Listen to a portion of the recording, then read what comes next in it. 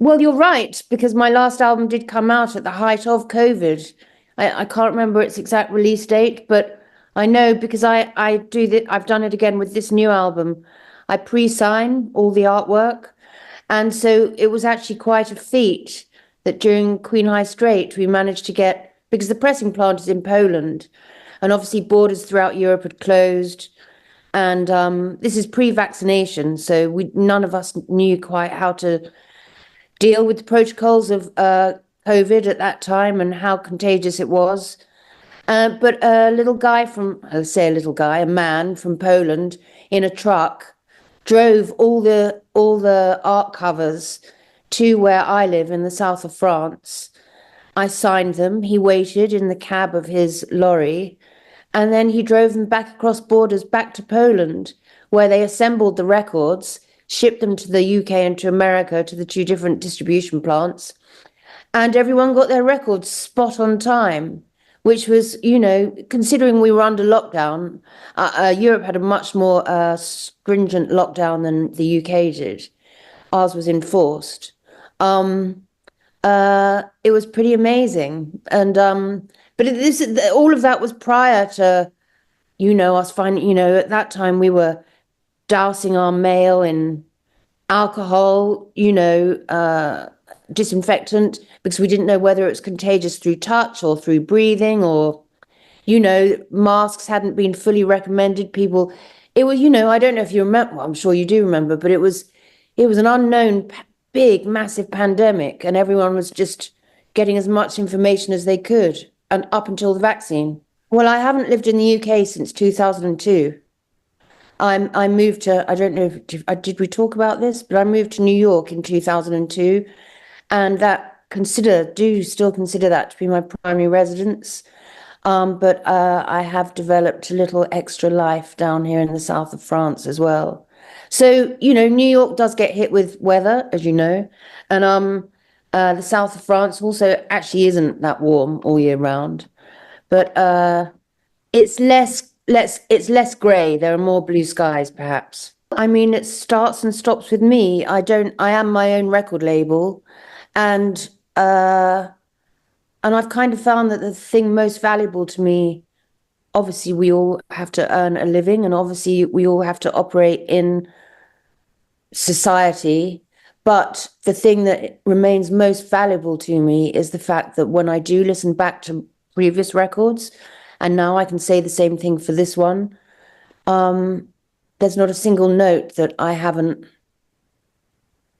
made correct, or chosen properly, or played or delivered or sung on purpose. It's so whatever one looks back at in life, there will be no regrets with my music. And that to me is like that is priceless, because as an artist, I have been in situations, I've forgotten them now, because of course memory gets rid of all the bad stuff. But that I have been in situations where you have buyer's remorse on the things you may have said or the things you may have done. And there's nothing as bad as a sleepless, especially when you're a younger person, a sleepless night going, oh no, what did I say? And what does that mean? And, what are they going to think? And do I have to phone up and, take it all back? Just regrets are an awful thing for insomnia. And so, you can't control life, but I can control my music.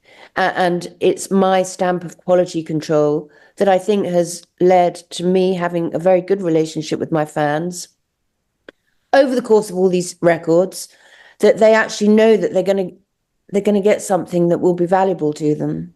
And so that's an incredible feat, I think. And that could only have happened if I was and am as perfectionist and as driven and, to be frank, obsessive as I am about music.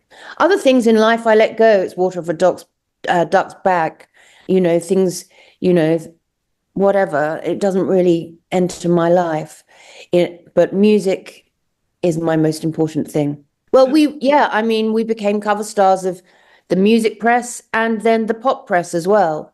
Because those also, what came part and parcel of that period of time was Melody Maker, Sounds, and NME. And these were Bibles, right? The not just for bands that were forming. You'd advertise for a new drummer or an amplifier or something in the back pages of NME. But Sounds was kind of like the heavy one. NME was the serious one, and Melody Maker was the kind of indie alternative one. If they had to be, they're basically the same, but categorized slightly different. And then, as you say, Smash Hits was massive. Record Mirror, I think, and then all the girl fashion magazines. So, and over the course of time, I became a cover star on every single one of them. From Transvision Vamp, you can't really, that's its own thing because Nick was the primary songwriter there. And then, of course, I did my collab with Elvis Costello, and he was the primary songwriter on that. So my real evolution as a songwriter musician begins at Racine 1. And it's through all of those albums that you see it's an expansion and it's evolution, but it's also consistent because my tastes basically don't change. They get bigger or more curious, perhaps. Sometimes I go down an offshoot here and there. But the grounding of my taste is what it always has been, even through Transvision Vamp, which is the Velvet Underground, the Stooges, the New York Dolls, the New York punk scene, infused with the British punk scene, and a lot of European, one doesn't immediately think of it, but there were so many great no wave, new wave, mid-70s into the early 80s kind of punk, post-punk bands in Europe as well that were doing real tough, beautiful pop songs in edgy ways. And so I'm sure the same thing in Scandinavia. Once you start dipping into any country's culture, you'll find that there are a few highlights of brilliant music for each of those countries. And it's really fascinating. And also when bands play shows, say an American band, I'm friends with the guys in Talking Heads, and they would come over to Europe, and their opening acts in France would be French indie bands, in Germany would be German indie bands.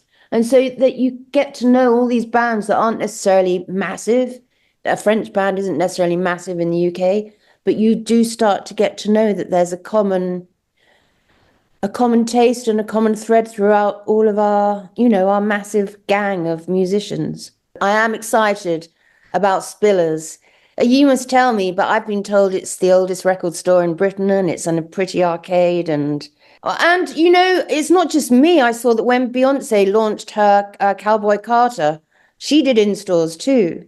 So it's a good way of, it's pre a big tour, pre a live electric venue tour. It's a taster.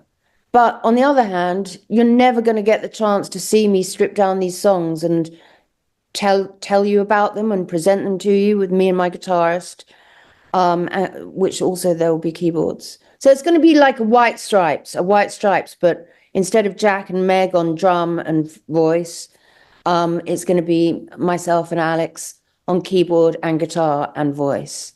So it'll still be electric and it'll still sound snarly and gnarly, but it will just be the two of us. And also throwing open, I can't see that it could be, and it's going to be pretty informal. If anyone wants to ask questions or have banter, I'm there for it. And then at the end of the show, as I always do in my live shows anyway, we commune at the merch stand and I can meet and greet, photograph and sign whatever you get there. So I must encourage everyone that you are communicating with to please get the deluxe versions from my website, thewendyjames.com/store, and get your ticket for Spillers. Or other venues as well. I know quite a lot of fans are coming round to multiple ones.